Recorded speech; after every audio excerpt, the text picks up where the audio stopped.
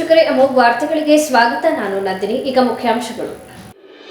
ಅಶಿಸ್ತು ರೂಢಿಸಿಕೊಂಡಿರುವ ಸಂಜೀವಿನಿ ಸಹಕಾರಿ ಆಸ್ಪತ್ರೆಯ ಸಿಬ್ಬಂದಿಗಳಿಗೆ ಖಡಕ್ ಎಚ್ಚರಿಕೆ ನೀಡಿದ ಸಂಸ್ಥೆಯ ಅಧ್ಯಕ್ಷ ಹಾಗೂ ಶಾಸಕ ಸ್ವರೂಪ್ ಪ್ರಕಾಶ್. ಬಾಂಗ್ಲಾದೇಶದಲ್ಲಿ ಹಿಂದೂಗಳ ಮೇಲೆ ನಡೆಯುತ್ತಿರುವ ಹತ್ಯಾಕಾಂಡ ಹಾಗೂ ದೌರ್ಜನ್ಯ ಖಂಡಿಸಿ ವಿಶ್ವ ಹಿಂದೂ ಪರಿಷತ್, ಬಿಜೆಪಿ ಹಾಗೂ ಹಿಂದೂ ಪರ ಸಂಘಟನೆಗಳ ಕಾರ್ಯಕರ್ತರಿಂದ ಹಾಸನದಲ್ಲಿ ಬೃಹತ್ ಪ್ರತಿಭಟನೆ. ಯಾದಗಿರಿಯಲ್ಲಿ 3 ದಿನದ 5ನೇ ವೈಜ್ಞಾನಿಕ ಸಮ್ಮೇಳನ. ಹಾಸನ ಜಿಲ್ಲೆಯ ಇಬ್ಬರಿಗೆ ರಾಜ್ಯ ಮಟ್ಟದ ಪ್ರತಿಷ್ಠಿತ ಪ್ರಶಸ್ತಿ. ರಾಜ್ಯ ವೈಜ್ಞಾನಿಕ ಸಂಶೋಧನಾ ಪರಿಷತ್ತು ಜಿಲ್ಲಾ ಘಟಕದ ಅಧ್ಯಕ್ಷ ರವಿ ನಾಕಲಗೂಡು ಹೇಳಿಕೆ. ವಾರ್ತೆಗಳ ವಿವರ.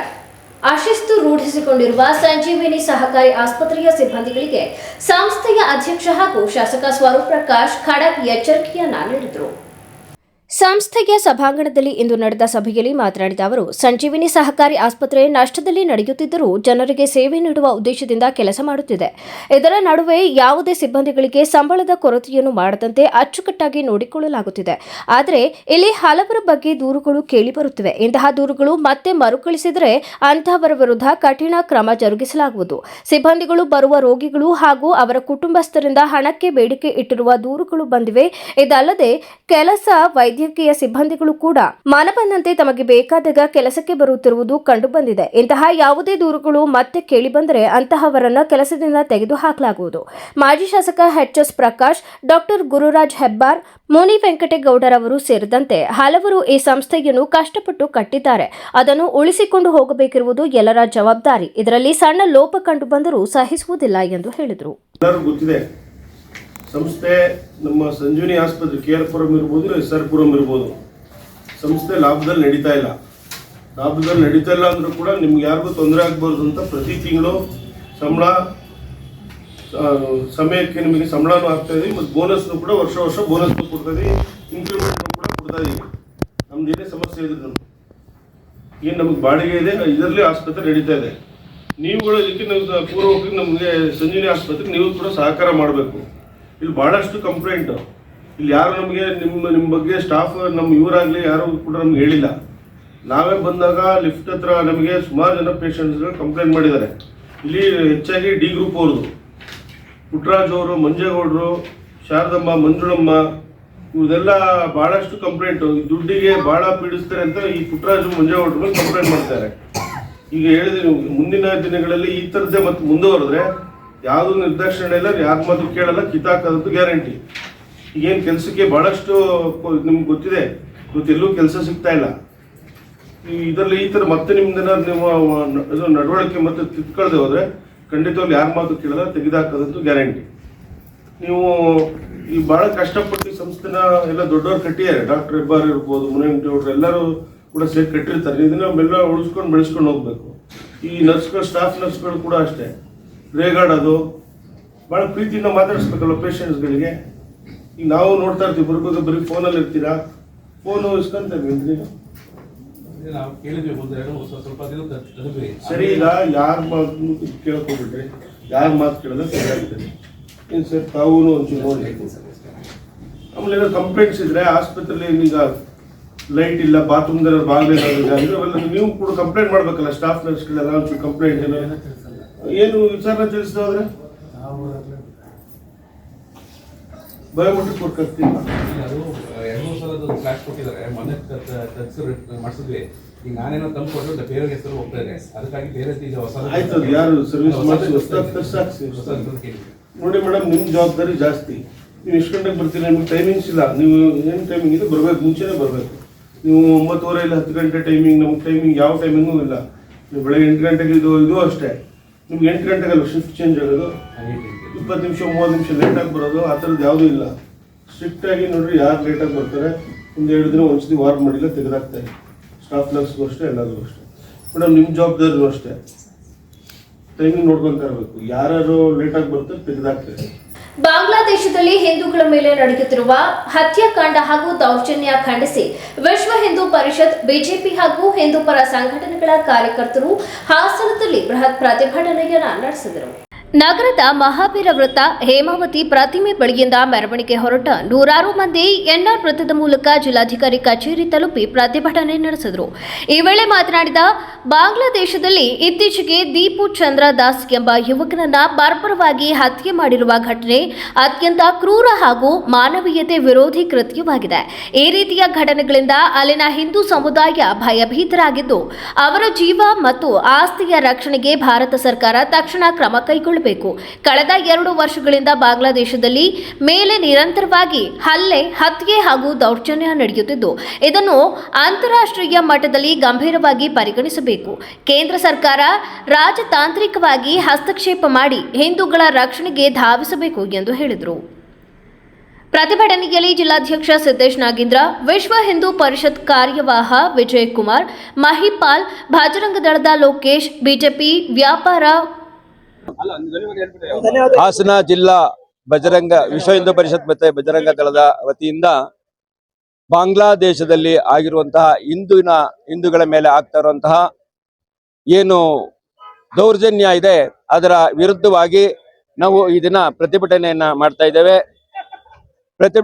ನಮ್ಮ ಹಿಂದೂ ಬಾಂಧವರು ಎಲ್ಲರೂ ಕೂಡ ಈ ಪ್ರತಿಭಟನೆಯಲ್ಲಿ ಒಗ್ಗಟ್ಟಾಗಿ ಈ ದಿನ ಸಾಕಷ್ಟು ಸಂಖ್ಯೆಯಲ್ಲಿ ಸೇರಿದ್ದಾರೆ.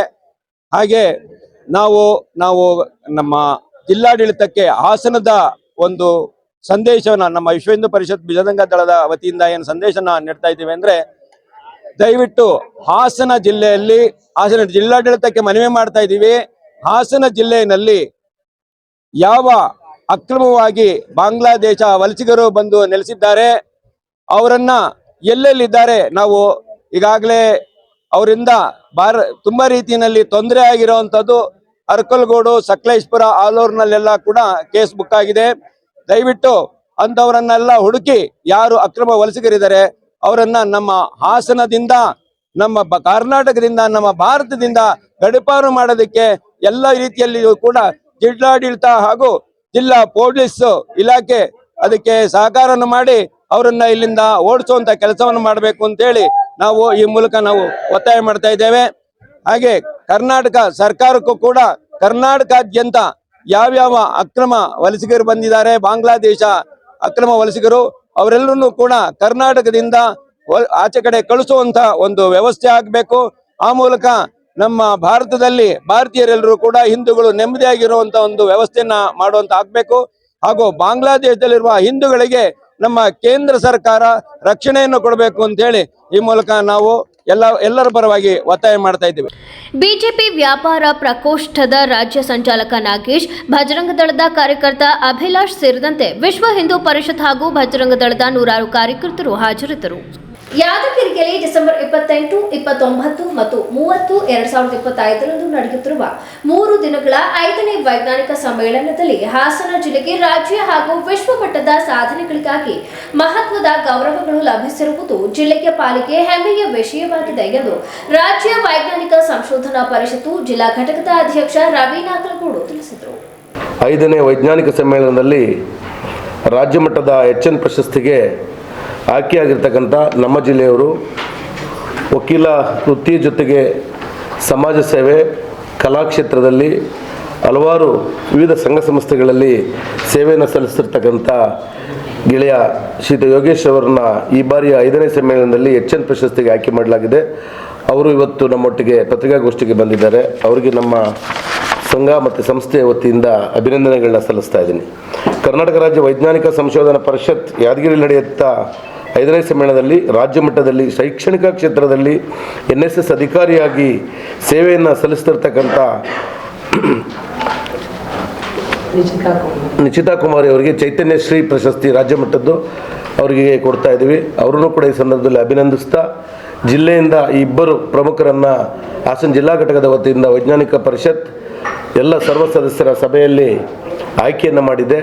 ನಮ್ಮ ಜಿಲ್ಲೆಯಿಂದ ಭಾನುವಾರ, ಸೋಮವಾರ, ಮಂಗಳವಾರ ನಡೆಯುವಂತಹ ವೈಜ್ಞಾನಿಕ ಪರಿಷತ್ನ ರಾಜ್ಯ ಸಮ್ಮೇಳನ ಯಾದಗಿರಿಯಲ್ಲಿ ನಡೀತಾ ಇದೆ. ಆ ಸಮ್ಮೇಳನದಲ್ಲಿ ರಾಜ್ಯದ ವಿವಿಧ ಮೂಲೆಗಳಿಂದ ಸುಮಾರು 2 ಲಕ್ಷಕ್ಕೂ ಹೆಚ್ಚು ಜನ ಸಮ್ಮೇಳನದಲ್ಲಿ ಭಾಗವಹಿಸ್ತಾ ಇದ್ದಾರೆ. ಹಾಸನ ಜಿಲ್ಲೆಯಿಂದಲೂ ಕೂಡ ನಾವು 20ಕ್ಕೂ ಹೆಚ್ಚು ಜನ ನಾವು ಒಂದು ಸಮ್ಮೇಳನದಲ್ಲಿ ಭಾಗವಹಿಸ್ತಾ ಇದ್ದೀವಿ.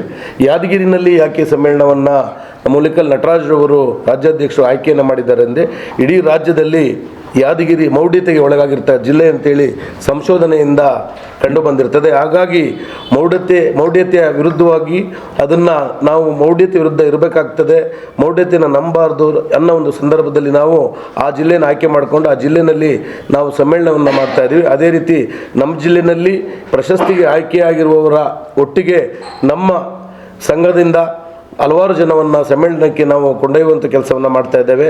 ಈಗಾಗಲೇ ನಮ್ಮ ರಾಜ್ಯಾಧ್ಯಕ್ಷರಾದಂಥ ಹುಲಿಕಲ್ ನಟರಾಜ್ರವರ ಸೂಚನೆ ಮೇರೆಗೆ ರಾಜ್ಯದ ಎಲ್ಲ ಜಿಲ್ಲೆಗಳಲ್ಲೂ ಕೂಡ ಪತ್ರಿಕಾಗೋಷ್ಠಿಯನ್ನು ಕರೆದು ವೈಜ್ಞಾನಿಕ ಸಂಶೋಧನಾ ಪರಿಷತ್ತಿನ ಕೆಲಸ ಕಾರ್ಯಚಟುವಟಿಕೆ ಮಾಡಿರ್ತಕ್ಕಂಥ ಸಾಧನೆ, ವೈಜ್ಞಾನಿಕವಾಗಿ ಇವತ್ತಿನ ಯುವ ಮಕ್ಕಳಿಗೆ ಮುಂದಿನ ದಿನಗಳಲ್ಲಿ ಯುವ ವಿಜ್ಞಾನಿಗಳು ಹೆಂಗಾಗಬೇಕು, ಹಲವಾರು ಕಾರ್ಯಕ್ರಮಗಳನ್ನು ಸಮಾಜಮುಖಿಯಾಗಿ ಮಾಡುವುದರ ಜೊತೆಗೆ ಇವತ್ತಿನ ಮಕ್ಕಳಲ್ಲಿ ವಿಜ್ಞಾನವನ್ನು ಯಾವ ರೀತಿ ಬಿತ್ತಬೇಕು, ವೈಜ್ಞಾನಿಕವಾಗಿ ಮಕ್ಕಳು ಯಾವ ರೀತಿ ಮುಂದುವರಿಬೇಕು, ಕೇವಲ ಇಂಜಿನಿಯರಿಂಗ್ ಡಾಕ್ಟರ್ ಆದರೆ ಸಾಲದು, ವಿಜ್ಞಾನದಲ್ಲೂ ಕೂಡ ಅವರು ಸಾಧನೆಯನ್ನು ಮಾಡಬೇಕು. ತಾಂತ್ರಿಕವಾಗಿ ನಮ್ಮ ದೇಶ ನಾಗಲೋಟದಲ್ಲಿ ಹೋಗ್ತಾ ಇರ್ತಕ್ಕಂಥ ಸಂದರ್ಭದಲ್ಲಿ ನಮ್ಮ ದೇಶದ ಹಿತದೃಷ್ಟಿಯಿಂದ ಭದ್ರತೆಯಿಂದ ಈ ವೈಜ್ಞಾನಿಕ ಪರಿಷತ್ತು ಕೆಲಸವನ್ನು ಮಾಡ್ತಾ ಇದೆ. ಆ ನಿಟ್ಟಿನಲ್ಲಿ 28, 29, 30ರಂದು ನಾವು 3 ದಿನಗಳ ಕಾಲ ವೈಜ್ಞಾನಿಕ ಪರಿಷತ್ನ ಸಮ್ಮೇಳನದಲ್ಲಿ ಪಾಲ್ಗೊಳ್ತಾ ಇದ್ದೀವಿ ಅಂತ ಈ ಸಂದರ್ಭದಲ್ಲಿ ಎಲ್ಲರಿಗೂ ಹೇಳ್ತಾ, ವೈಜ್ಞಾನಿಕ ಪರಿಷತ್ತಿನ ವಿಚಾರವನ್ನು ನನ್ನೆಲ್ಲ ಪತ್ರಿಕಾ ಮಿತ್ರರು ಜಿಲ್ಲೆಯ ಮಾಧ್ಯಮದ ಮೂಲಕ ಎಲ್ಲರಿಗೂ ಕೂಡ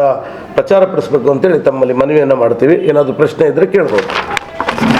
ವೈಜ್ಞಾನಿಕ ಪರಿಷತ್ತು ಜಿಲ್ಲೆಯಲ್ಲಿ ಏನು ಕಾರ್ಯಕ್ರಮಗಳು ನಡೆಸಿದ್ದು ಮತ್ತೆ ಇನ್ನೇನು ನಡೆಸಬೇಕಂತ ಪ್ಲಾನ್ ಮಾಡ್ತಾರೆ? ಈಗಾಗಲೇ ನಮ್ಮ ಜಿಲ್ಲೆಯ 25 ಮಕ್ಕಳನ್ನು ಟೆಲಿಸ್ಕೋಪ್ ತರಬೇತಿಗೆ ನಾವು ಚಿಕ್ಕಬಳ್ಳಾಪುರದಲ್ಲಿ ನಡೆದಂಥ ತರಬೇತಿನಲ್ಲಿ ಕೊಂಡೊಯ್ದು 25 ಮಕ್ಕಳು ಕೂಡ Asia book of record, India book of ರೆಕಾರ್ಡ್ಗೆ ದಾಖಲೆಯನ್ನು ಮಾಡುವಂಥ ರೀತಿಯಲ್ಲಿ ನಮ್ಮ ಮಕ್ಕಳು ಜಿಲ್ಲೆಯಿಂದ ಆಯ್ಕೆಯಾಗಿದ್ದರು. ಅವರಿಗೆ ರಾಜ್ಯಪಾಲರು ನಮ್ಮ ಘನವಿತ ರಾಜ್ಯಪಾಲರು ನಮಗೆ ಚಿಕ್ಕಬಳ್ಳಾಪುರದಲ್ಲಿ ಬಂದು ಪ್ರಶಸ್ತಿಯನ್ನು ಕೊಡೋದ್ರ ಜೊತೆಗೆ ಮಕ್ಕಳು ಮಾಡಿರ್ತಕ್ಕಂಥ ಸಾಧನೆಗೆ ಮೆಚ್ಚುಗೆಯನ್ನು ವ್ಯಕ್ತಪಡಿಸಿದರು.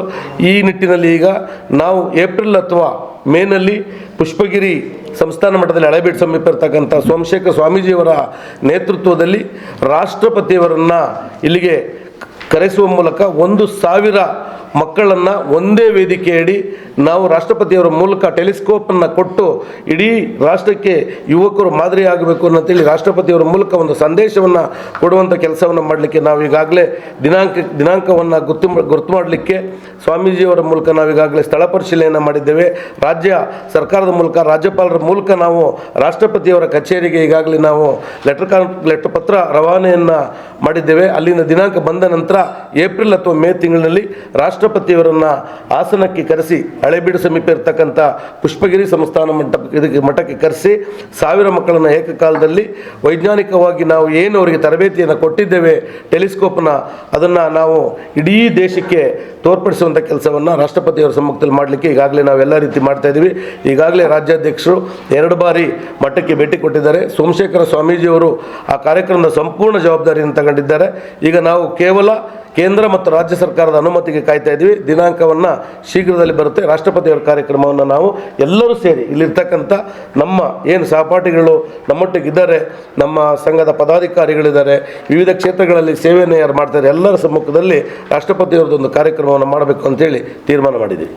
ಪತ್ರಿಕಾಗೋಷ್ಠಿಯಲ್ಲಿ ರಾಜ್ಯ ವೈಜ್ಞಾನಿಕ ಸಂಶೋಧನಾ ಪರಿಷತ್ತು ರಾಜ್ಯ ಸಮಿತಿ ಸದಸ್ಯೆ ವಿಎಸ್ ರಾಣಿ, ವಕೀಲರ ಸಂಘದ ಅಧ್ಯಕ್ಷ ಮೊಗಣ್ಣಗೌಡ, ಪ್ರಶಸ್ತಿ ಪುರಸ್ಕೃತರಾದ ಯೋಗೇಶ್, ಭಾರತ್ ಸೇವಾದಳದ ಕೋಶಾಧ್ಯಕ್ಷ ಜಿಆರ್ ಶ್ರೀನಿವಾಸ್, ವಕೀಲರ ಸಂಘದ ಮಾಜಿ ಅಧ್ಯಕ್ಷ ಜೆಪಿ ಶೇಖರ್, ಸೇವಾದಳದ ತಾಲೂಕು ಅಧ್ಯಕ್ಷ ಕುಮಾರ್, ಜಿಲ್ಲಾ ಕನ್ನಡ ಸಾಹಿತ್ಯ ಪರಿಷತ್ತು ನಿಕಟಪೂರ್ವ ಅಧ್ಯಕ್ಷ ಮಂಜೇಗೌಡ ನಾಯಕರಹಳ್ಳಿ, ಪ್ರಾಥಮಿಕ ಶಾಲಾ ಶಿಕ್ಷಕರ ಸಂಘದ ಅಧ್ಯಕ್ಷ ಚೈತ್ರ ಮಂಜೇಗೌಡ, ನಂದಿನಿ ಸೇರಿದಂತೆ ಇತರರು ಉಪಸ್ಥಿತರಿದ್ದರು. ರೈತರು ಜಾಗೃತರಾದಾಗ ಮಾತ್ರ ಅಧಿಕಾರಿ ವರ್ಗ ಎಚ್ಚೆತ್ತು ಸಲಹೆ, ಸಹಕಾರ, ಮಾಹಿತಿ ನೀಡಲು ಮುಂದಾಗುತ್ತಾರೆ ಎಂದು ಶಾಸಕ ಎಚ್.ಕೆ. ಸುರೇಶ್ ಹೇಳಿದರು. ಬೇಲೂರು ವಿಧಾನಸಭಾ ಕ್ಷೇತ್ರದ ಗಂಗೂರು ಗ್ರಾಮದಲ್ಲಿ ಪ್ರಧಾನ ಕೃಷಿ ಸಿಂಚಾಯಿ ಯೋಜನೆ, ಜಲಾನಯನ ಅಭಿವೃದ್ಧಿ ಘಟಕ 2.0 ಯೋಜನೆಯಡಿ ವಾಟರ್ ಶೆಡ್ ಮಹೋತ್ಸವ ಹಾಗೂ ರಾಷ್ಟ್ರೀಯ ರೈತ ದಿನಾಚರಣೆ ಕಾರ್ಯಕ್ರಮದಲ್ಲಿ ಮಾತನಾಡಿ, ಸಾಮಾನ್ಯವಾಗಿ ರೈತ ದಿನಾಚರಣೆ ಪಟ್ಟಣ ಪ್ರದೇಶದಲ್ಲಿ 4 ಗೋಡೆಗಳ ಮಧ್ಯೆ ನಡೆಯುವುದು ವಾಡಿಕೆಯಾಗಿದೆ. ಆದರೆ ಇಂದು ವಿಶೇಷವಾಗಿ ರೈತರಿರುವ ಗ್ರಾಮಕ್ಕೆ ತೆರಳಿ 100% ಕೃಷಿ ಅವಲಂಬಿತ ಮಂಗಳೂರು ಗ್ರಾಮದಲ್ಲಿ ರೈತ ದಿನಾಚರಣೆ ಆಚರಿಸುತ್ತಿರುವುದು ಇಡೀ ರಾಜ್ಯಕ್ಕೆ ಮಾದರಿಯಾಗಿದೆ. ರೈತರಿಗೆ ರೈತರಿಗೆ ಆತ್ಮಸ್ಥೈರ್ಯ ತುಂಬುವುದರ ಜೊತೆಗೆ ಕೃಷಿಗೆ ಸಂಬಂಧಿಸಿದ ಎಲ್ಲ ಇಲಾಖೆಯ ಅಧಿಕಾರಿಗಳು ಗ್ರಾಮದಲ್ಲಿರುವ ರೈತರ ಬಳಿಗೆ ಬಂದು ಅಗತ್ಯ ಮಾಹಿತಿಗಳನ್ನು ನೀಡುವುದು ಈ ಕಾರ್ಯಕ್ರಮದ ಮೂಲ ಉದ್ದೇಶವಾಗಿದೆ. ರೈತರು ಈ ದೇಶದ ಬೆನ್ನೆಲುಬು ಎಂದು ಹಲವಾರು ವರ್ಷಗಳಿಂದ ಹೇಳಿಕೊಂಡು ಬರುತ್ತಿದ್ದೇವೆ. ಆದರೆ ಇಂದಿಗೂ ರೈತರ ಪರಿಸ್ಥಿತಿ ಹೀನಾಯ ಸ್ಥಿತಿಯಲ್ಲಿದ್ದು ಸಮೃದ್ಧಿ ಜೀವನವಿಲ್ಲದೆ ಅತಂತ್ರ ಸ್ಥಿತಿಯಲ್ಲಿ ಇದ್ದಾರೆ. ರೈತರ ಕುಟುಂಬದ ಗಂಡು ಮಕ್ಕಳಿಗೆ ಹೆಣ್ಣು ಕೊಡಲು ಹಿಂದೆ ಮುಂದೆ ನೋಡುತ್ತಿದ್ದಾರೆ. ಇದರಿಂದಾಗಿ ಗ್ರಾಮೀಣ ಪ್ರದೇಶದಲ್ಲಿ ಕೆಲವರು ತಳುಕು ಬಳುಕಿಗೆ ಮಾರು ಹೋಗಿ ಪಟ್ಟಣ ಪ್ರದೇಶಕ್ಕೆ ತೆರಳುತ್ತಿದ್ದಾರೆ. ರೈತರು ಧೃತಿಗೆಡದೆ ಕೃಷಿ ಭೂಮಿಯನ್ನೇ ನಂಬಿ ಜೀವನ ಸಾಗಿಸಿದರೆ ಭವಿಷ್ಯದಲ್ಲಿ ಜೀವನ ಉತ್ತಮವಾಗಲಿದೆ ಎಂದು ಹೇಳಿದರು. ದಿನಾಚರಣೆಯನ್ನ ಮಾಡ್ತಾರೆ, ಅದನ್ನು ಸಹ ಈ ರಾಜ್ಯದ ಜನ ಗಮನಿಸಲಿ.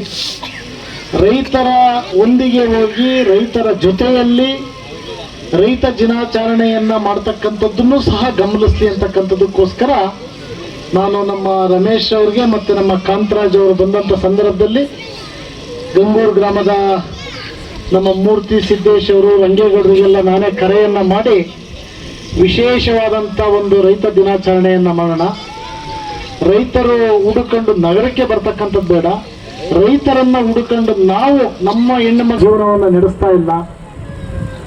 ರೈತರ ಮಕ್ಕಳಿಗೆ ಏನಕ್ಕೆ ಹೆಣ್ಣುಗಳನ್ನ ಕೊಡ್ತಾ ಇಲ್ಲ ಅಂತಕ್ಕಂಥದ್ದನ್ನು ನಮ್ಮ ರಂಗೇಗೌಡರು ಪ್ರಸ್ತಾವನೆ ಮಾಡಿದರು. ಬಹುಶಃ 2019ರಿಂದ ಬಂದಂಥ ಕೊರೋನಾ ಇನ್ನೊಂದ್ಸಲ ಏನಾದ್ರು ಬಂದರೆ ಖಂಡಿತವಾಗ್ಲೂ ನಗರಕ್ಕೆ ಹೆಣ್ಮಕ್ಳು ಕೊಡಲ್ಲ. ರಂಗೇಗೌಡ್ರೆ ಹಳ್ಳಿಗೆ ಹುಡುಕವನ್ನು ಕೊಡ್ತಾರೆ. ಯಾಕೆ ಅಂದರೆ ನಗರದಲ್ಲಿದ್ದಂಥವ್ರು ಎಲ್ಲರೂ ಸಹ ಬಂದು ಹಳ್ಳಿನಲ್ಲಿ ವಾಸ ಮಾಡಿದರು. ಹೆಣ್ಮಕ್ಳು ಕೊಡ್ತೀವಿ ಅಂತ ಹೋಗೋದಲ್ಲ, ಎಲ್ಲಿದಾರಪ್ಪ, ಯಾರು ಜಮೀನ್ದಾರರು, ಯಾರು ಕಷ್ಟಪಟ್ಟು ಕೆಲಸ ಮಾಡ್ತಾರೆ ಅವರಿಗೆ ಹೆಣ್ಮಕ್ಳುಗಳನ್ನ ಕೊಡೋಣ ಅಂತಕ್ಕಂಥ ಒಂದು ಮತ್ತೆ ಯಥಾರಾಜ ತಥಾ ಪ್ರಜನಂಗೆ ಮೇಲಿಂದ ಕೆಳಗಡೆ, ಕೆಳಗಡೆಯಿಂದ ಮೇಲೆ, ಹಿಂದೆ ಎಲ್ಲ ಸುಮಾರು ಈ ಭಾಗದಲ್ಲಿ ಇದು ಅಂದರೆ ನಮ್ಮ ಊರಿಗೆಲ್ಲ ಹತ್ತದಲ್ಲಿ ಇರ್ತಕ್ಕಂಥವ್ರು ಕೇವಲ 10 ತೆಂಗಿನ ಮರಗಳಿದ್ರೆ ಸಾಕು. 10 ತೆಂಗಿನ ಮರಗಳು ಅವರು ಇವತ್ತಿನ IAS ಆಫೀಸರ್ಗೆ ಸಮಾನರಾದಂಥವ್ರು. ಅಂಥವ್ರ ಮನೆಗೆ ಹೆಣ್ಣನ್ನು ಹುಡುಕಿ ಕೊಡ್ತಾ ಇದ್ರು. ಇವತ್ತು 100 ಇದ್ರೂ ಕೊಡಲ್ಲ, 1000 ಇದ್ರೂ ಕೊಡಲ್ಲ. ಗೊತ್ತು ನನಗೆ, ಯಾಕೆಂದ್ರೆ ಪರಿಸ್ಥಿತಿ ಹೆಂಗಾಗಿದೆ. ನಾವು ಇಲ್ಲಿಂದ ಹೋಗಿ ಬೇಕರಿ ಮಾಡ್ತೀವೋ, ಇಲ್ಲಿಂದ ಹೋಗಿ ಗಾರ್ಮೆಂಟ್ಸ್ ಅಲ್ಲಿ ಇರ್ತೀವೋ ಗೊತ್ತಿಲ್ಲ. ಊರಿಗೆ ಬರ್ಬೇಕಾದಾಗ ಬೆಳಗ್ಗೆ ತೆಳಗೆ ಬಟ್ಟೆ ಹಾಕಿ ಬರ್ತಾರೆ ಅಂದ್ಬಿಟ್ಟು ಅವ್ರಿಗೆ ಹೆಣ್ಣನ್ನು ಕೊಡ್ತಕ್ಕಂಥದ್ದು ಇದು ಸಂಪ್ರದಾಯ. ಏನು ಮಾಡೋಕ್ಕಾಗಲ್ಲ. ಇದು ಹಿರಿಯರು ಇನ್ನಿರಬಾರ್ದು. ಯಾರೋ ಹೋದ್ರಪ್ಪ ನಗರಕ್ಕೆ, ಏನೋ ಕೆಲ್ಸಕ್ಕೆ ಹೋದ್ರು, ನಾನು ಹೋಗ್ಬೇಕು ಅಂತಕ್ಕಂಥದ್ದಲ್ಲ. ನಾವು ನಿಜವಾದ ರೈತರುಗಳಾದ್ರೆ, ನಾವು ಹುಟ್ಟೂರಿನಲ್ಲಿ ಜನ್ಮ ಕೊಟ್ಟ ತಂದೆ ತಾಯಿ ಜೊತೆ ಜೀವನವನ್ನ ಮಾಡಿದಾಗ ಮಾತ್ರ ಆ ರೈತ ವರ್ಗಕ್ಕೆ ಒಂದು ಸಂದೇಶವನ್ನ ಕೊಟ್ಟಂಗಾಗುತ್ತೆ. ಈ ಸಂದರ್ಭದಲ್ಲಿ ಜಂಟಿ ಕೃಷಿ ನಿರ್ದೇಶಕ ರಮೇಶ್ ಕುಮಾರ್, ಕೃಷಿ ಸಹಾಯಕ ನಿರ್ದೇಶಕ ಕಾಂತರಾಜು, ತೋಟಗಾರಿಕಾ ಇಲಾಖೆ ಸಹಾಯಕ ನಿರ್ದೇಶಕ ಸತೀಶ್, ಗಂಗೂರು ಗ್ರಾಮ ಪಂಚಾಯಿತಿ ಅಧ್ಯಕ್ಷೆ ಶಾಂತಕುಮಾರಿ, ಕೃಷಿಕ ಸಮಾಜದ ಅಧ್ಯಕ್ಷ ಜಯರಾಮ್, ಪ್ರತಿನಿಧಿ ದೊಡ್ಡವೀರೇಗೌಡ, ತಾಲೂಕು ಪಂಚಾಯಿತಿ ಮಾಜಿ ಅಧ್ಯಕ್ಷ ರಂಗೇಗೌಡ, ಮುಖಂಡರಾದ ಸಿದ್ದೇಶ್, ಬಾಲಚಂದ್ರ, ಸಣ್ಣೇಗೌಡ, ಪರಮೇಶ್, ಕುಮಾರ್, ಬಸವರಾಜು, ಶಿವಪ್ಪ, ಸುರೇಶ್ ಸೇರಿದಂತೆ ಇತರರು ಹಾಜರಿದ್ದರು. ಹೊಳೆನರಸೀಪುರ ತಾಲೂಕಿನ ಹಳ್ಳಿ ಮೈಸೂರು ಹೋಬಳಿ ಕೇಂದ್ರವನ್ನು ಹೊಸ ತಾಲೂಕು ಕೇಂದ್ರವನ್ನಾಗಿ ಘೋಷಿಸಬೇಕೆಂದು ಆಗ್ರಹಿಸಿ ಹಳ್ಳಿ ಮೈಸೂರು ಹೋಬಳಿಗೆ ಒಳಪಡುವ ವಿವಿಧ ಗ್ರಾಮ ಪಂಚಾಯಿತಿಗಳ ಅಧ್ಯಕ್ಷರು, ಉಪಾಧ್ಯಕ್ಷರು, ಸದಸ್ಯರು ಹಾಗೂ ಸಮಸ್ತ ಗ್ರಾಮಸ್ಥರು ಜಿಲ್ಲಾಡಳಿತಕ್ಕೆ ಮನವಿ ಸಲ್ಲಿಸಿದರು. ಇದೇ ವೇಳೆ ಸೋಮಶೇಖರ್ ಮಾತನಾಡಿ, ಹಳ್ಳಿ ಮೈಸೂರು ಹೋಬಳಿಯು ಹಾಸನ ಜಿಲ್ಲೆಯಲ್ಲಿಯೇ ಅತಿ ದೊಡ್ಡ ಹೋಬಳಿಗಳಲ್ಲೊಂದು ಆಗಿದ್ದು ಸುಮಾರು 100ಕ್ಕೂ ಹೆಚ್ಚು ಹಳ್ಳಿಗಳನ್ನು ಒಳಗೊಂಡಿದೆ. ಸುಮಾರು 15 ಕಿಲೋಮೀಟರ್ ವ್ಯಾಪ್ತಿಯಲ್ಲಿ ವಿಸ್ತಾರ ಹೊಂದಿರುವ ಈ ಹೋಬಳಿಯಲ್ಲಿ ಅಂದಾಜು 1.5 ಲಕ್ಷಕ್ಕೂ ಹೆಚ್ಚು ಜನಸಂಖ್ಯೆ ಹಾಗೂ ಹೆಚ್ಚಿನ ಸಂಖ್ಯೆಯ ಮತದಾರರು ವಾಸಿಸುತ್ತಿದ್ದಾರೆ. ರೈತರು, ಕಾರ್ಮಿಕರು, ವ್ಯಾಪಾರಸ್ಥರು ಹಾಗೂ ಸಾರ್ವಜನಿಕರು ಸರ್ಕಾರದ ನಿತ್ಯ ಕೆಲಸ ಕಾರ್ಯಗಳಿಗಾಗಿ ಪ್ರತಿದಿನವೂ ಹಳ್ಳಿ ಮೈಸೂರಿಗೆ ಆಗಮಿಸುತ್ತಾರೆ.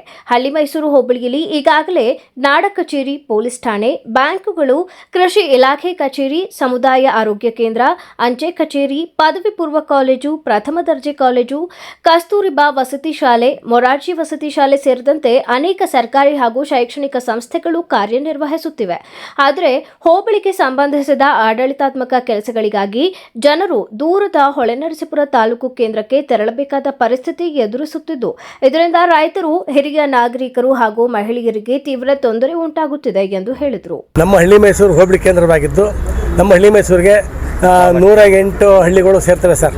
12 ಗ್ರಾಮ ಪಂಚಾಯತಿ ಇದೆ. ಆಮೇಲೆ 2 ಲಕ್ಷದ ಮತದಾರರನ್ನು ಹೊಂದಿದೆ ನಮ್ಮ ಹೋಬಳಿ. 15 ಕಿಲೋಮೀಟರ್ ವ್ಯಾಪ್ತಿ ಇದೆ. ನಾವು ಹಾಸನ ಜಿಲ್ಲೆ ಮತ್ತು ಮೈಸೂರು ಜಿಲ್ಲೆಗೆ ಬಾರ್ಡ್ರಲ್ಲಿದ್ದೀವಿ. ಈಗ ಏನಾಗಿದೆ ಹಾಲಿ ಅಂತಂದರೆ ನಮಗೆ ಆಡಳಿತಾತ್ಮಕವಾಗಿ ಹೊಳೆನರಸೀಪುರದ ಕೆಲಸ ಮಾಡಿಸ್ಕೋಬೇಕಾಗಿದೆ. ನಮ್ಮ ಹೋಬಳಿ ಜನ ಮತದಾನವನ್ನು ಅರ್ಕೂರು ತಾಲೂಕು ಮಾಡಬೇಕಾಗಿದೆ. ಈ ಹಿಂಸೆ ಆಗಿದ್ದರಿಂದ ನಮಗೆ ಇದನ್ನು ತಪ್ಪಿಸ್ಕೊಳ್ಳೋದಕ್ಕೆ ನಮ್ಮನ್ನೇ ತಾಲೂಕು ಕೇಂದ್ರವನ್ನಾಗಿ ಮಾಡಿದ್ರೆ ನಮ್ಮ ಜನಸಂಖ್ಯೆ ಇದೆ, ನಮ್ಮ ಪಂಚಾಯತಿಗಳಿದ್ದಾವೆ, 80 ಕಂದಾಯ ಗ್ರಾಮಗಳಿದ್ದಾವೆ. ಇದೆಲ್ಲ ಇದ್ದು ನಮಗೆ ಯಾವ ಸೂಕ್ತವಾಗಿದ್ದು ತಾಲೂಕು ಕೇಂದ್ರ ಆಗೋದಕ್ಕೆ ಅಂತ ನಾವು ಬೇಡಿಕೆಯನ್ನು ಇಟ್ಟಿದ್ದೀವಿ. ನಾವು ಮುಖ್ಯಮಂತ್ರಿಗಳಿಗೆ ಮನವಿ ಸಲ್ಲಿಸಿದ್ದೀವಿ. ಮುಖ್ಯಮಂತ್ರಿಗಳಿಂದ ಇಲ್ಲಿಗೆ ಬಂದಿದೆ ಜಿಲ್ಲಾಧಿಕಾರಿಗಳಿಗೆ ಪರಿಶೀಲನೆ ಮಾಡಿ ಒಂದು ಮನವಿ ವರದಿ ಕೊಡಿ ಅಂತ ಅಂದ್ಬಿಟ್ಟು ಆ ವರದಿ ಪ್ರಕಾರ ಇವರು ಪರಿಶೀಲನೆ ಮಾಡಿ ವರದಿ ಕೊಟ್ಟರೆ ಸಾಕು ನಮಗೆ. ನಾವು ಅದಕ್ಕೆ ಪುನರ್ಮನವಿನ ಸಲ್ಲಿಸಿ ಆ ವರದಿನ ದಯವಿಟ್ಟು ಸಲ್ಲಿಸಿ ನಮ್ಮ ತಾಲೂಕು ಕೇಂದ್ರವನ್ನು ಹಳ್ಳಿ ಮೈಸೂರು ಮಾಡಿಕೊಡ್ಬೇಕು ಅಂತ ಒಕ್ಕೋರಲ್ಲಿಂದ ಬೇಡಿಕೆಯನ್ನು ಇಡ್ತಾ ಇದ್ದೀವಿ. ಇದೇ ವೇಳೆ ಗ್ರಾಮಸ್ಥರಾದ ಎಚ್.ಎಸ್. ಮಂಜುನಾಥ್, ಎಂಎನ್ ವಿಶ್ವನಾಥ್, ಸೋಮಶೇಖರ್, ಬಾಲಗಂಗಾಧರ್, ನಾಗರಾಜಪ್ಪ, ಡಾಕ್ಟರ್ ಪ್ರಕಾಶ್, ಚಿಕ್ಕೇಗೌಡ ಅಂಗಡಿ, ರವಿ ತೇಜೂರು, ಮಹಾದೇವಪ್ಪ, ಎಚ್.ಬಿ. ಮಂಜುನಾಥ್, ಮಲ್ಲೇಶ್ ಕೇಬಲ್, ಶಾಂತವೀರಪ್ಪ, ಆನೆ ಕನ್ನಂಬಾಡಿ, ಶ್ರೀಕಂಠಮೂರ್ತಿ, ರವಿಕುಮಾರ್ ಗೋಹಳ್ಳಿ, ಮಧು ಹೊಸಕೊಪ್ಪಲು, ಚೇತನ್ ಶಿವರುದ್ರಪ್ಪ, ಸಂತೋಷ್ ಸೇರಿದಂತೆ ಇತರರು ಉಪಸ್ಥಿತರಿದ್ದರು. ಈಗ ಜಾಹೀರಾತು. ಹಾಸನದ ಕೆಆರ್ ಪುರಂನಲ್ಲಿ ನೂತನವಾಗಿ ಪ್ರಾರಂಭವಾಗಿರುವ ಸುನಂದ ಸೂಪರ್ ಸ್ಪೆಷಾಲಿಟಿ ಕಣ್ಣಿನ ಆಸ್ಪತ್ರೆಯಲ್ಲಿ ನಿಮ್ಮ ಕಣ್ಣಿನ ಎಲ್ಲ ಸಮಸ್ಯೆಗಳಿಗೆ ಸೂಕ್ತ ಚಿಕಿತ್ಸೆಗಳು ಲಭ್ಯವಿರುತ್ತವೆ. ಪ್ರತಿದಿನ ನುರಿತ ತಜ್ಞರಾದಂಥ doctor Chiranth I'm phaco surgeon, doctor Sumanth I'm retina surgeon, doctor Madhumita M phaco surgeon ನಿಮ್ಮ ಸೇವೆಗೆ ಲಭ್ಯವಿರುತ್ತಾರೆ. ನಮ್ಮ ಆಸ್ಪತ್ರೆಯ ವಿಶೇಷತೆಗಳು: state of art operation theatre, injection ರಹಿತ ನೋವಿಲ್ಲದ ಶಸ್ತ್ರಚಿಕಿತ್ಸೆ, ಕ್ಯಾಟರಾಕ್ಟ್ ಶಸ್ತ್ರಚಿಕಿತ್ಸೆಗೆ ಅತ್ಯಾಧುನಿಕ ಆಟ್ಲಿ ಫೇಕೋ ಮೆಷಿನ್, ಅಂತಾರಾಷ್ಟ್ರೀಯ ಮಟ್ಟದ ಲೆನ್ಸಸ್ ಬಳಕೆ, ನುರಿತ ವೈದ್ಯರ ತಂಡದಿಂದ ರೆಟಿನಾ ತೊಂದರೆಗಳಿಗೆ ಚಿಕಿತ್ಸೆ, ಗ್ಲೋಕೋಮಾ ಸಮಸ್ಯೆಗೆ ಚಿಕಿತ್ಸೆ, ಬಾಲ್ಯದ ಕಣ್ಣಿನ ಸಮಸ್ಯೆಗಳಿಗೆ ಚಿಕಿತ್ಸೆ. ನಮ್ಮಲ್ಲಿ ಅತ್ಯಾಧುನಿಕ OCT machine, laser machine, vitrectomy machine ಹಾಗೂ ಇತರೆ ಕಣ್ಣಿನ ಸಮಸ್ಯೆಗಳಿಗೆ ಬೇಕಾಗುವ ಮೆಷಿನ್ಗಳು ಲಭ್ಯವಿರುತ್ತವೆ. ಹೆಸರಾಂತ ಕಂಪನಿಯ ಉತ್ತಮ ಗುಣಮಟ್ಟದ ಕನ್ನಡಕಗಳು ರಿಯಾಯಿತಿ ದರದಲ್ಲಿ ದೊರೆಯುತ್ತವೆ. ನಮ್ಮಲ್ಲಿ ಮುಖ್ಯವಾಗಿ ಯಶಸ್ವಿನಿ ಕಾರ್ಡ್, ಧರ್ಮಸ್ಥಳ ಸಂಘದ ಕಾರ್ಡ್ಗಳ ವಿಮಾ ಸೌಲಭ್ಯ ಹಾಗೂ ಇತರೆ ಖಾಸಗಿ ಕಂಪನಿಗಳ ವಿಮಾ ಸೌಲಭ್ಯಗಳು ದೊರೆಯುತ್ತವೆ. ಭಾನುವಾರ ಹೊರತುಪಡಿಸಿ ಪ್ರತಿದಿನ ಸೋಮವಾರದಿಂದ ಶನಿವಾರದವರೆಗೆ ಬೆಳಗ್ಗೆ 10 ರಿಂದ ಸಂಜೆ 8 ಗಂಟೆವರೆಗೆ ವೈದ್ಯರು ಸಮಾಲೋಚನೆಗೆ ಲಭ್ಯವಿರುತ್ತಾರೆ. ಹೆಚ್ಚಿನ ಮಾಹಿತಿಗಾಗಿ ಸಂಪರ್ಕಿಸಿ. ಹಾಸನದ ನಮ್ಮ ವಿಳಾಸ HAR ಆರ್ಕೇಡ್ 4ನೇ ಕ್ರಾಸ್, ಸಂಪಿಗೆ ರಸ್ತೆ, ಕೆಆರ್ ಪುರಂ, ಹಾಸನ. Phone number 9036033343, 9353737288. ತಿಪಟೂರಿನಲ್ಲಿ ಕಳೆದ 3 ವರ್ಷಗಳಿಂದ ಸುನಂದ ಕಣ್ಣಿನ ಆಸ್ಪತ್ರೆ ಕಾರ್ಯನಿರ್ವಹಿಸುತ್ತಿದ್ದು ರೋಗಿಗಳ ಮೆಚ್ಚುಗೆ ಗಳಿಸಿದೆ ಎಂದು ತಿಳಿಸಲು ಆಶಿಸುತ್ತೇವೆ. ತಿಪಟೂರಿನ ನಮ್ಮ ವಿಳಾಸ NH 206, ಹಾಸನ್ ಸರ್ಕಲ್ ಹತ್ತಿರ, ಇಂಡಿಯನ್ ಆಯಿಲ್ ಪೆಟ್ರೋಲ್ ಬಂಕ್ ಪಕ್ಕ, ತಿಪಟೂರು. ಫೋನ್ ನಂಬರ್ಸ್ 8310505620 ಮತ್ತು 08023901908. ಸಕಲೇಶಪುರದಲ್ಲಿ ಸುನಂದ ಸೂಪರ್ ಸ್ಪೆಷಾಲಿಟಿ ಕಣ್ಣಿನ ಆಸ್ಪತ್ರೆಯ ವಿಷನ್ ಸೆಂಟರ್ ತೆರೆಯಲಾಗಿದ್ದು ಸೋಮವಾರ ಮತ್ತು ಗುರುವಾರ ನೇತ್ರ ತಜ್ಞರು ಸಮಾಲೋಚನೆಗೆ ಲಭ್ಯವಿರುತ್ತಾರೆ. ಸಕಲೇಶಪುರದ ನಮ್ಮ ವಿಳಾಸ Srinivasa nursing home, 2nd floor, BM road, Sakleshpur. Phone number 7975318630. Damro Christmas and New Year sale is back with fabulous offers. Celebrate the season of joy with our exclusive living room and office furniture collections. Explore the all-new Christmas and New Year range at your nearest Damro showroom. Visit today and bring home happiness with Damro.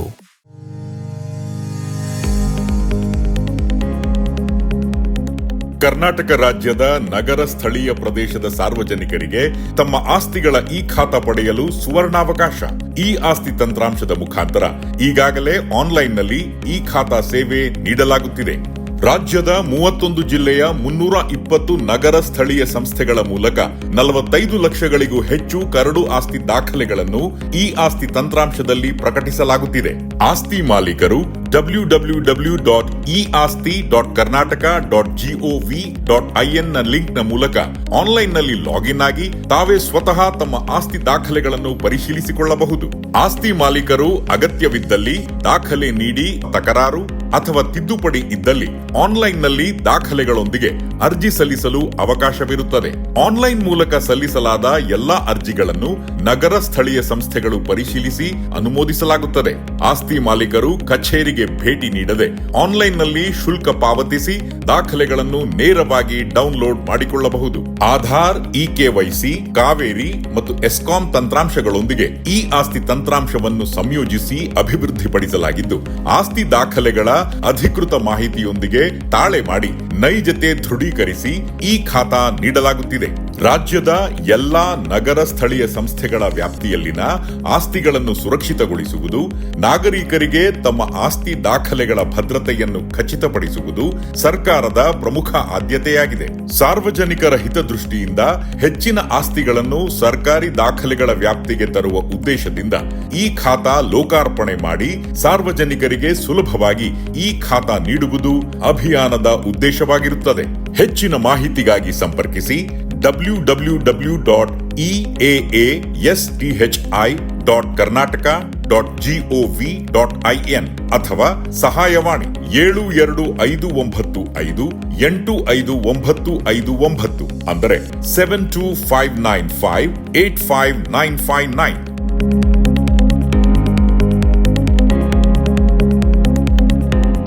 ಹಿಂದೆ sale ಮಾಡಿ. Sale your gold, ನಿಮ್ಮ ಚಿನ್ನವನ್ನು ಹಿಂದೆ sale ಮಾಡಿ. Sale your gold,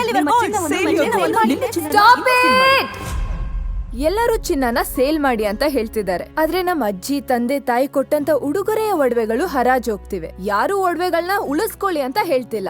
ನಮ್ಮ Benaka gold ಕಂಪನಿಗೆ ಕಾಲ್ ಮಾಡಿ ನಿಮ್ಮ ಒಡವೆಗಳನ್ನ ಬಿಡಿಸಿ ಉಳಿಸಿಕೊಡುತ್ತೇವೆ. EMI ಮೂಲಕ ನಿಮ್ಮ ಒಡವೆಗಳನ್ನ ವಾಪಸ್ ಪಡೆಯೋ ಸುವರ್ಣ ಅವಕಾಶ ನಿಮ್ಮದಾಗಿಸಿಕೊಳ್ಳಿ. ನಿಮ್ಮ ನೆಮ್ಮದಿಯ ನಾಳೆಗಾಗಿ call Benaka gold company 6366111199. Benaka Gold Company, we value you and your valuables. ದಕ್ಷಿಣ ಭಾರತದ ಹೆಸರಾಂತ ನಂಬರ್ 1 ಹಾಗೂ ನಂಬಿಕೆಗೆ ಅರ್ಹವಾದ ನಮ್ಮ ಬೆನಕಾ ಗೋಲ್ಡ್ ಕಂಪನಿಯು ನೀವು ಅಡ ಇಟ್ಟ ಚಿನ್ನವನ್ನು ಬಿಡಿಸಿಕೊಡುವುದಲ್ಲದೆ ಉಳಿಸಿಕೊಳ್ಳಲು ಸಹಕರಿಸುತ್ತದೆ. ಚಿನ್ನಕ್ಕೆ ಚಿನ್ನದಂತ ಬೆಲೆ ಬೇಕೆ? Call Benaka gold company 6366111199. Benaka Gold Company, we value you and your valuables. ಯಾವತ್ತು ಮರೆಯಲ್ಲ, ನಾನು ಚಿಕ್ಕವನಾಗಿದ್ದಾಗ ಹುಟ್ಟದಬ್ಬ ಅಂದ್ರೆ ಚಾಕ್ಲೇಟ್. ಜೊತೆಯಾಗಿದ್ದರೆ ಎಲ್ಲರೂ ಸಿಹಿಯಾದ ಸಂಭ್ರಮ, ಖುಷಿ ಇದ್ದರೆ ಎಲ್ಲೆಲ್ಲೂ ಪ್ರತಿದಿನವೂ ಸಡಗರವು. Campco chocolates spreading. ರಾಜ್ಯದ ಪ್ರತಿಷ್ಠಿತ ಸೇವಾ ಸಂಸ್ಥೆಗಳಲ್ಲಿ ಒಂದಾದ ರಾಷ್ಟ್ರೋತ್ಥಾನ ಪರಿಷತ್ ಭಾರತೀಯ ಜ್ಞಾನ ಪರಂಪರೆ, ನೈಜ ಇತಿಹಾಸ, ಸಂಸ್ಕೃತಿ, ಜೀವನ ಪದ್ಧತಿ ಪ್ರತಿಬಿಂಬಿಸುವ CBSE ಪಠ್ಯಕ್ರಮದ 17 ವಿದ್ಯಾಕೇಂದ್ರಗಳನ್ನು ರಾಜ್ಯದ ವಿವಿಧ ಭಾಗಗಳಲ್ಲಿ ನಡೆಸುತ್ತಿದೆ. ಈ ಶಾಲೆಗಳಲ್ಲಿ ವಿದ್ಯಾರ್ಥಿಗಳ ಸರ್ವಾಂಗೀಣ ವಿಕಾಸಕ್ಕಾಗಿ ಪಂಚಮುಖಿ ಶಿಕ್ಷಣ ಎನ್ನುವ ವಿಶಿಷ್ಟ ಕಲಿಕಾ ಪದ್ಧತಿಯನ್ನು ಅನುಷ್ಠಾನಗೊಳಿಸಲಾಗಿದೆ.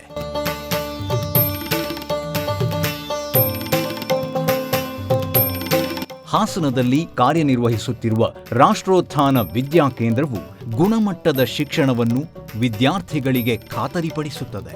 ಬನ್ನಿ, ನಿಮ್ಮ ಮಗುವನ್ನು ಹಾಸನದ ರಾಷ್ಟ್ರೋತ್ಥಾನ ವಿದ್ಯಾಕೇಂದ್ರದಲ್ಲಿ ನೋಂದಾಯಿಸಿ ಭಾರತೀಯತೆಯ ಸ್ಪರ್ಶದೊಂದಿಗೆ ಗುಣಮಟ್ಟದ ಶಿಕ್ಷಣವನ್ನು ಪಡೆಯುವ ಅವಕಾಶವನ್ನು ನಿಮ್ಮ ಮಗುವಿಗೆ ಕಲ್ಪಿಸಿ. ನೋಂದಣಿ ಪ್ರಕ್ರಿಯೆ ಪ್ರಾರಂಭವಾಗಿದೆ. ಗೋಮತಿ ಕಲ್ಯಾಣ ಮಂಟಪ 14 ವಸಂತಗಳನ್ನು ಪೂರೈಸಿ 15ನೇ ವರ್ಷಕ್ಕೆ ಪಾದಾರ್ಪಣೆ ಮಾಡುತ್ತಿರುವ ನಮ್ಮ ಗೋಮತಿ ಕಲ್ಯಾಣ ಮಂಟಪವನ್ನ ಹೊಚ್ಚ ಹೊಸ ರೂಪದಲ್ಲಿ ನಿಮ್ಮ ಮುಂದೆ ಪ್ರಸ್ತುತಪಡಿಸುತ್ತಿದ್ದೇವೆ. ಅತ್ಯಾಧುನಿಕವಾಗಿ ನವೀಕರಣಗೊಂಡ ಕಲ್ಯಾಣ ಮಂಟಪದಲ್ಲಿ 1200 ಜನರು ಕೂರಬಹುದಾದಂತಹ ಬ್ಯಾಂಕ್ವೆಟ್ ಹಾಲ್ ಹಾಗೂ 700 ಜನರು ಊಟ ಮಾಡಬಹುದಾದ ಡೈನಿಂಗ್ ಹಾಲ್ ಇದ್ದು, ಮದುವೆ, ಬೀಗರ ಔತಣ, ನಾಮಕರಣ ಮತ್ತು ಎಲ್ಲ ಶುಭ ಸಮಾರಂಭಗಳಿಗೆ ಸಸ್ಯಾಹಾರಿ ಮತ್ತು ಮಾಂಸಾಹಾರಿ ಔತಣಗಳಿಗೆ ಹಾಲ್ ಅನ್ನ ನೀಡಲಾಗುತ್ತದೆ. 4 ಎಕರೆಗೂ ಅಧಿಕ ಜಾಗದಲ್ಲಿ ವಾಹನಗಳಿಗೆ ಉತ್ತಮವಾದ ಪಾರ್ಕಿಂಗ್ ವ್ಯವಸ್ಥೆ ಸಹ ಲಭ್ಯವಿದೆ. ನಿಮ್ಮ ಕುಟುಂಬದ ಸುಂದರ ಕಾರ್ಯಕ್ರಮಗಳನ್ನ ಅತ್ಯುತ್ತಮ ಕ್ಷಣಗಳನ್ನಾಗಿ ಮಾರ್ಪಾಡಾಗಿಸಲು ಒಂದು ಒಳ್ಳೆಯ ಜಾಗ, ಅದುವೇ ನಮ್ಮ ಗೋಮತಿ ಕಲ್ಯಾಣ ಮಂಟಪ. ಗೋಮತಿ ಕಲ್ಯಾಣ ಮಂಟಪ, ಕೋಟ್ ಹೊಸ ಬಸ್ ನಿಲ್ದಾಣದ ಹತ್ತಿರ, ಚನ್ನಪಟ್ಟಣ ಬಡಾವಣೆ, ಹೊಳೆನರಸೀಪುರ ರಸ್ತೆ, ಹಾಸನ. ಬುಕಿಂಗ್ ಹಾಗೂ ಹೆಚ್ಚಿನ ಮಾಹಿತಿಗಾಗಿ ಸಂಪರ್ಕಿಸಿ 9484272661 ಮತ್ತು 8970568666. ಮತ್ತೊಮ್ಮೆ ವಾರ್ತೆಗಳಿಗೆ ಸ್ವಾಗತ. ಹೊಸಹಳ್ಳಿ ಹಾಲು ಉತ್ಪಾದಕರ ಸಹಕಾರಿ ಸಂಘದಲ್ಲಿ ಷೇರುದಾರರ ಪುಸ್ತಕ ಇಲ್ಲದೆ ಚುನಾವಣೆ ನಡೆಯುತ್ತಿದ್ದು, ಕೂಡಲೇ ಚುನಾವಣೆ ತಡೆ ಹಿಡಿದು ನಿಜವಾದ ಮತದಾರರಿಂದ ನ್ಯಾಯಸಮ್ಮತ ಚುನಾವಣೆ ನಡೆಸಬೇಕು ಎಂದು ಗ್ರಾಮದ ಕಿರಣ್ ಒತ್ತಾಯಿಸಿದರು. ಹೊಸಳ್ಳಿ ಗ್ರಾಮದ ಹಾಲು ಉತ್ಪಾದಕರ ಸಹಕಾರ ಸಂಘ ಓಪನ್ ಆಗಿ 2004-2005ರಲ್ಲಿ ಇದು ರಿಜಿಸ್ಟರ್ ಆಗಿರುತ್ತೆ ಸರ್. ಈ ವಿಷಯ ಈಗಿರುವಾಗ 2004-2005ರಿಂದ ಇಲ್ಲಿವರೆಗೂ ಯಾವುದೇ ಚುನಾವಣೆ ಘೋಷಣೆ ಆಗಿರೋದಿಲ್ಲ.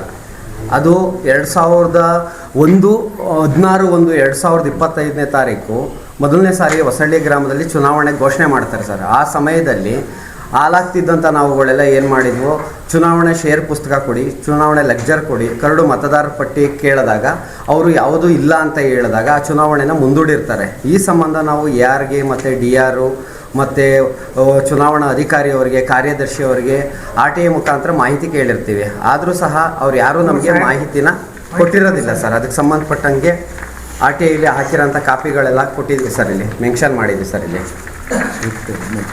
ಸರ್ ಇಲ್ಲಿ AR ಅವ್ರಿಗೆ, DR ಮತ್ತು CDO ಅವರಿಗೆ ಮತ್ತು ಕಾರ್ಯದರ್ಶಿ ಅವರಿಗೆ RTIಯಲ್ಲಿ ಕೊಟ್ಟಿರ್ತೀವಿ ನಾವು. ಆದರೂ ಸಹ ಅವ್ರ ಹತ್ರ ಯಾವುದೇ ಮಾಹಿತಿ ಕೊಟ್ಟಿರೋದಿಲ್ಲ ಸರ್. ಈ ಸಂಬಂಧ ಅವ್ರು ಏನು ಮಾಡ್ತಾರೆ, ಚುನಾವಣೆನ ಮುಂದೂಡ್ತಾರೆ ಸರ್. ಚುನಾವಣೆ ಮುಂದೂಡಿದಾಗ ಮತ್ತೆ ಅವರು 28/12/2025 ಅಂದರೆ ಇದೇ ಡಿಸೆಂಬರ್ ತಿಂಗಳು 28ನೇ ತಾರೀಕು ಚುನಾವಣೆ ಘೋಷಣೆ ಮಾಡಿರ್ತಾರೆ. ಈ ಸಂಬಂಧ ನಾವು ಹಾಲಾಗ್ತಿದ್ದಂಥ ನಾವೆಲ್ಲರೂ ಕೇಳ್ಕೊತೀವಿ. ಏನಂತ, ನಮಗೂ ಈ ಸರಿ ಕರಡು ಮತದಾರ ಪಟ್ಟಿ ಕೊಡಿ, ಶೇರ್ ಪುಸ್ತಕ ಲೆಜ್ಜರ್ ಕೊಡಿ ಅಂತ ಕೇಳಿದಾಗ ಅವರು ಈ ಸರಿನೂ ಪೂರೈಸಿರೋದಿಲ್ಲ ಸರ್. ಪೂರೈಸ್ತಲೇ ಇದೇ ಥರ ಉಡಾಫಿಯಾಗಿ ಉತ್ತರ ಕೊಡ್ತಿರ್ತಾರೆ. ಅದಕ್ಕೆ ವಿಜಯೇಂದ್ರ ಅವರು ರಿಟರ್ನಿಂಗ್ ಆಫೀಸರ್ ಆಗಿ CDO ಅವ್ರನ್ನೇ ನೇಮಕ ಮಾಡಿರ್ತಾರೆ.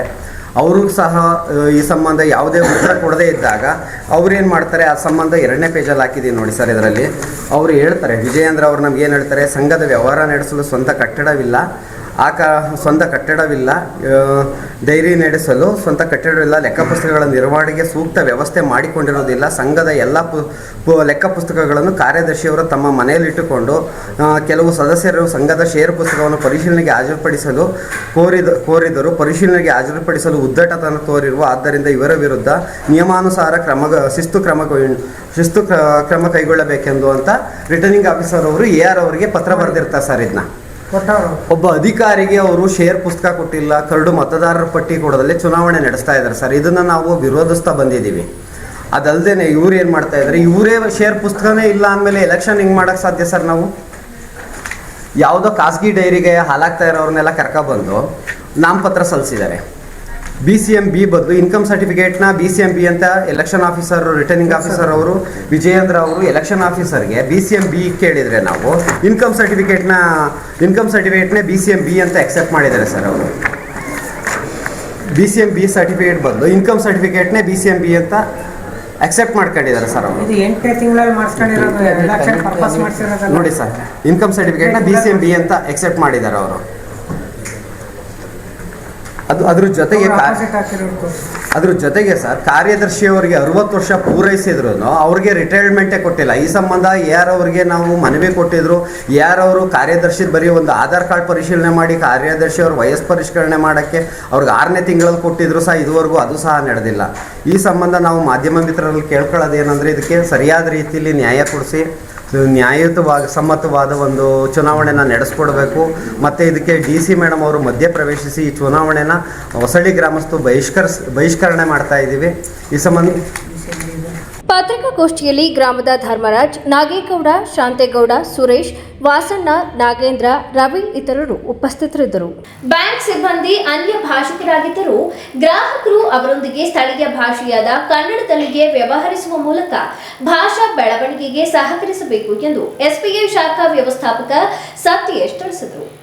ಪಟ್ಟಣದ ಟಿಎಂಸಿ ಕಾಂಪ್ಲೆಕ್ಸ್ನಲ್ಲಿರುವ ಎಸ್ಬಿಐ ಶಾಖೆಯಲ್ಲಿ ಆಯೋಜಿಸಿದ್ದ ಕನ್ನಡ ರಾಜ್ಯೋತ್ಸವ ಕಾರ್ಯಕ್ರಮದಲ್ಲಿ ಅವರು ಮಾತನಾಡಿ, ಕನ್ನಡವು ಕೇವಲ ಆಚರಣೆಯಾಗದೆ ನಿತ್ಯ ಬಳಕೆಯ ಭಾಷೆಯಾಗಬೇಕು. ನಮ್ಮ ನೆಲದ ಸಂಸ್ಕೃತಿಯ ಪ್ರತೀಕವಾದ ಕನ್ನಡದಲ್ಲಿ ವ್ಯವಹರಿಸುವ ಮೂಲಕ ಅನ್ಯ ಭಾಷಿಕರನ್ನ ಈ ಭಾಷೆಯತ್ತ ಆಕರ್ಷಿಸಬೇಕು ಎಂದು ಅವರು ಆಶಯ ವ್ಯಕ್ತಪಡಿಸಿದರು. ಮೂಲತಃ ಬಿಹಾರದವರಾದ ಪ್ರಾದೇಶಿಕ ಪ್ರಧಾನ ವ್ಯವಸ್ಥಾಪಕ ಗೋಪಾಲ್ ಕನ್ನಯ್ಯ ಅವರು ಕೇವಲ 6 ತಿಂಗಳಲ್ಲಿ ಕನ್ನಡ ಕಲಿತು ವೇದಿಕೆಯ ಮೇಲೆ ಸರಾಗವಾಗಿ ಕನ್ನಡದಲ್ಲಿ ಮಾತನಾಡಿದ್ದು ಎಲ್ಲರ ಗಮನ ಸೆಳೆಯಿತು. ಕಾರ್ಯಕ್ರಮದಲ್ಲಿ ಕನ್ನಡ ಮಾತಿಗೆ ಪುಷ್ಪಾರ್ಚನೆ ಸಲ್ಲಿಸಿ ನಾಡಗೀತೆ ಹಾಗೂ ರೈತ ಗೀತೆಗಳನ್ನು ಹಾಡಲಾಯಿತು.